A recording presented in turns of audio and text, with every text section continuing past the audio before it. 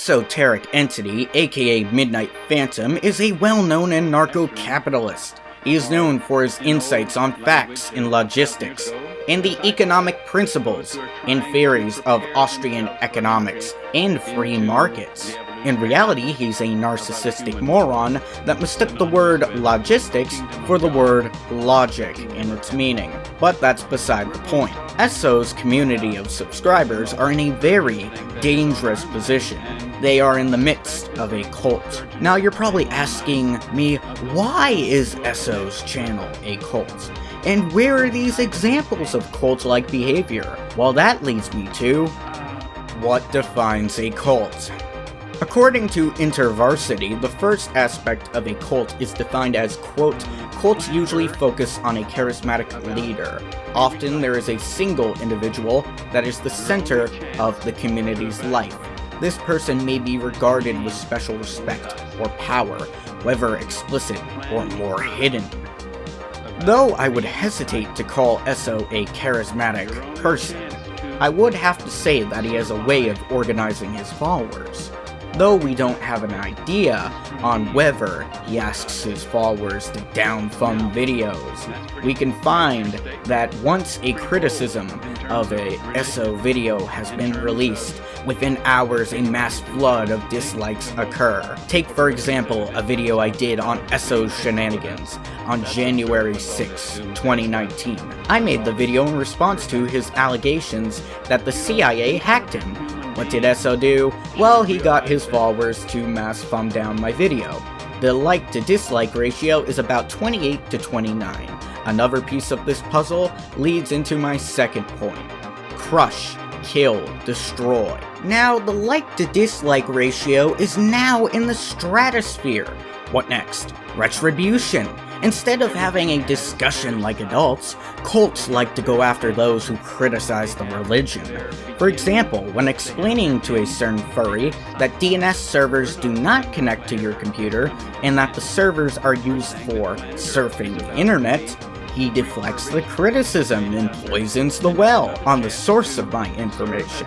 Quote, "This is what happens when you let Jim Jesus try and inform you about programming, or just take Jim's advice on anything related to me in general," end quote.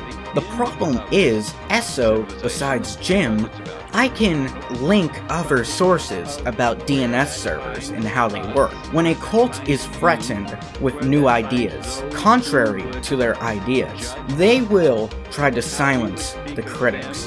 The comment section was mobbed with ESO drones ranting and raving about how I was wrong and that ESO, the dear leader, was so correct. Take for example, quote, he's not saying you do need to have IT experience, he's just saying that you definitely don't. Now let's break this down. Experience in a subject via learning and experimenting with the subject would give you credibility towards what you are talking about. I work in IT, for example, and I learned a lot about this stuff via my classes and at my work. I would have some authority on the subject and knowledge of it. Therefore, when I correct ESO on his retarded assertions on DNS servers, I am not being an asshole. I am pointing out the obvious. When ESO says, quote, "You don't need to work in IT to realize an IP logged into my DNS, which is coming from a courthouse in Virginia as subject. Think for yourself," end quote. He is obviously wrong. I explained to him why it is wrong, and the whole IT industry and people with mild knowledge on the subject would agree with me. That is not an appeal to the majority fallacy. It is acknowledging the consensus of the information taught and explained. A DNS server does not log into your computer. That is a fact. This leads me into the third, you can't associate with him. Cults will also shame members or former members into not associating with another group or person. Take for example, co-priest Mike the Cat.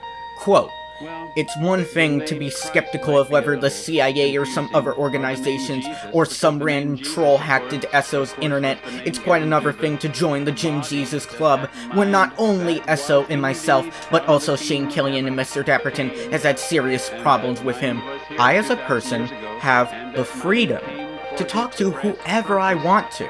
I don't give a shit about your dual-worshipping cult ass, and I don't give a shit of what you have to say, Mike the Cat. Shaming me or a former member of this SO cult is just blatantly admitting you're brainwashed, not only into one cult, but another cult, but that's besides the point. A number of cults have done this, from Jonestown to Scientology, and even Mormonism. Whoever is not the purist or the current member must be browbeaten back into line. But, shut up you fucking liar! Shut up! Cults also don't like to engage with their critics or other groups. The comment section of any response video to SO shows this. Experiment. Here, go on any criticism video of SO and look at the comment section. A good portion will be mass comments of retribution. Cults will isolate members into submission, or will insult dissenters within the group or former members. But hey, what is fair game? Fair game was a term coined by L. Ron Hubbard, the creator of Scientology in the 1960s. He wrote in a memo, according to Scientology's website, quote, L. Ron Hubbard reserves special treatment for his enemies. This is the infamous, quote, fair game policy, letter published in October 1967, which tells Scientologists that when it comes to SPs, suppressive persons, they may be deprived of property or injured by any means. They may even be tricked, sued, or lied to, or destroyed. End quote. How does this relate to the SO cult, or SO? Well, when a critic or member does not cooperate, let's say soliciting child porn on the internet to take down the libtards, the cult will try methods of retribution, like doxing a YouTuber and accusing him of being a deadbeat dad. Not only is this in line with Hubbard's ideas, it's an exact copy duplicated by most cults.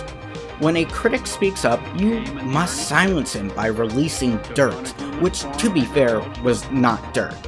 Damn retards couldn't even find good shit on him. Any half-brain would actually read the case. SO lied about Dapperton. He violated his principles in regards to the now. Not only is that hypocritical, it's a main state of cult leaders being two-faced. Dangerous ideas. Dangerous ideas may seem Orwellian for me to say, but I will explain this. Let's say you are a cult leader, or an influential higher-up. Now you suggest to your members to go and rob a bank. That is a dangerous idea, life-endangering and fanatical. The call to action is objectively dangerous. This is an actual thing SO discussed with his cult. A year ago, I joined a group called Panic. This group was anarchist, and I was curious about them. Boy, did I walk into a dumpster fire. I joined the server, and I see SO suggesting to rob the Federal Treasury and Federal Reserve when the government crashes. Then, when he broke off from Panic, and with Blue formed another group, keep in mind some in Panic consider this a real option, I finally decided this was batshit crazy and quit the group. First off, besides being a suicide mission, SO has now got all Panic members on a list now, if they choose not to leave. Also, along with SO, anyone in the new group is probably monitored. This is endangerment of your followers, and it's almost the same as mass suicide. Not in morality, but in the idea. You have officially banned your group. Good job, you furball.